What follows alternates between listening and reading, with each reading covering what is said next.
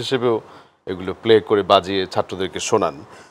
আপনি যেই ধাপে ধাপে কতগুলো কথা বলেছেন, মূলত আপনার আরও কিছু কথা যেগুলো ভবিষ্যতে এক ধরনের টু ডু লিস্ট হতে পারে, যে এগুলো করণীয়, এরকম একটা যদি কেউ মনে করে। ধন্যবাদ আপনাকে। সংবিধানের ৭-১ ধারায় বঙ্গবন্ধুর নির্দেশে ডক্টর কামাল হোসেন যদি সত্যি কথা বলেন আমাকে, একটি ধারা সংযুক্ত করা হয়েছে, প্রজাতন্ত্রের সকল ক্ষমতার মালিক জনগণ। এই ধারাটি প্রহসনে পরিণত হয়েছে। যেমন এনআই খান সুন্দর করে বললেন,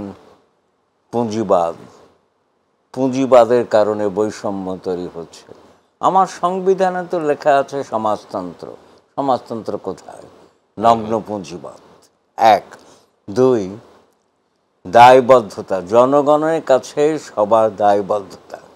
আজকে এনআই খান শিক্ষা সচিব নেই, তাকে ফোন করলেই পাই, কিন্তু কদিন আগে মন্ত্রীর ব্যক্তিগত সহকারী আমাকে মোবাইলে পাঠিয়েছে খবর যে আপনার 1:05 অ্যাপয়েন্টমেন্ট। আমি যে হাজির হলাম, মন্ত্রী দেখা করলেন না, আজও পর্যন্ত কোনো কথা বলেন না। 2 মাস 3 মাস হয়ে গেল, তার পিএসও কথা বলেনি, তিনিও বলেননি। গত 2 দিন থেকে খুব চেষ্টা করছি উচ্চ শিক্ষা মাধ্যমিক শিক্ষা সচিবের সঙ্গে কথা বলতে, ফোন ধরেন না।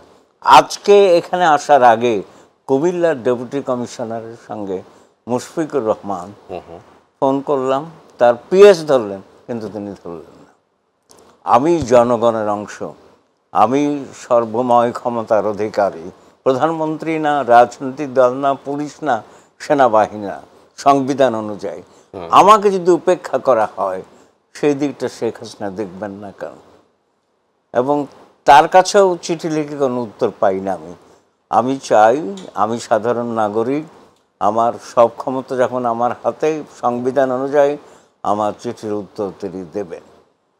তো আমি এটাই চাই যে আমার প্রত্যাশার প্রাপ্তির সমীকরণ হোক। কারণ হচ্ছে তিনি বঙ্গবন্ধু কন্যা।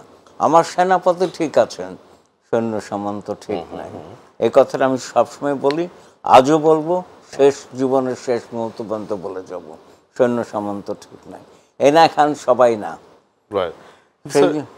কিন্তু এই জন্যে মানে আপনি যে রেফারেন্সটা দিলেন, তাতে করে প্রতিটি জনগণেরই এম্পাওয়ার্ড ফিল করবার কথা। আমি সেই ৭-১ ধারা, কারণ মন্ত্রীর চাইতে আমি ক্ষমতাবান, সচিবের চাইতে আমি ক্ষমতাবান, আমাকে